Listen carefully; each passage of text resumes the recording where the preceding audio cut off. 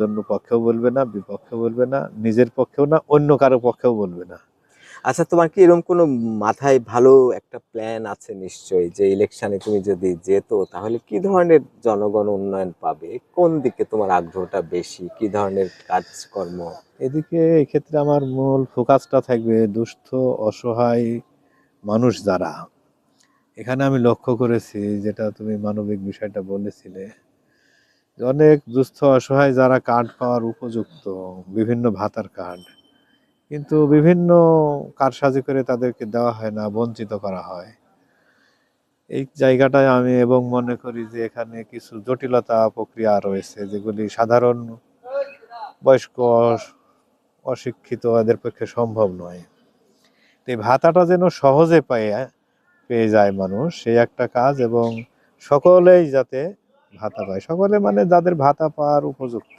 এই কথাটা আমি প্রায়ই আলোচনার মধ্যে আনি যে বিশেষ কারণে কিন্তু চাকরির যে বেতন সেটা বাড়ছে, তাই না? সেটা ভালো, জি কিন্তু পাশাপাশি তো একটা বড় জনসংখ্যা আছে যারা কিন্তু কোনো চাকরির সাথে জড়িত না।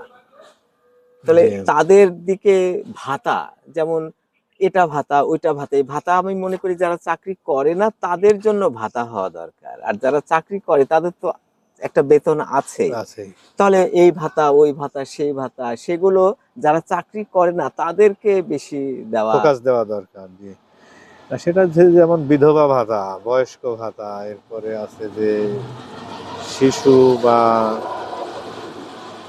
প্রতিবন্ধী ভাতা, অনেক প্রতিবন্ধী আছে যারা এখনো ভাতা পায়নি, বয়স্ক আছে ভাতা পায়নি, ভাতা তার পাওয়ার দরকার, অসহায়, কিন্তু বিভিন্ন কারণে পায়নি, যাতে সবাই পায়। এখানে শুনি যে কিছুটা পার্সেন্ট আছে যে আবেদন করবে, সিরিয়ালে এতটা নেওয়ার পরে আর ক্যাপাসিটি নাই, আবেদনকারী থাকলেও তাদেরকে দেওয়া যায় না।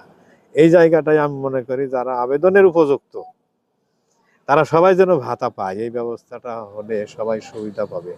তা না হলে কিছু সংখ্যক ভাতা পেল, অধিকাংশই পেল না, এদের মনের যে কষ্ট, এটাও আমাকে অনেক নাড়া দেয়। সে কারণে আমি মনে করি যাতে সবাই ভাতাটা পেতে পারে। আর ক্ষমার ব্যাপারটা কিরকম? যেমন বিগত সরকার তোমাদের নির্যাতন করেছে বা হয়েছে বা যেটাই হোক, আমি যেহেতু পার্টির মধ্যে না, আমি নিরপেক্ষ, যে সেই জিনিসগুলো পরবর্তীতে কি আসবে? ক্ষমার দিকে বেশি যাবে, নাকি তাদের শাস্তি বেশি হবে, না কি ধরনের কোনো পরিকল্পনা আপাতত আছে কিনা এরকম এটা ভাবনা? কেন্দ্রীয় সংগঠনের বিষয় রয়েছে, সব বিষয়ই তো এখনই বলার মতো অবস্থা নয়।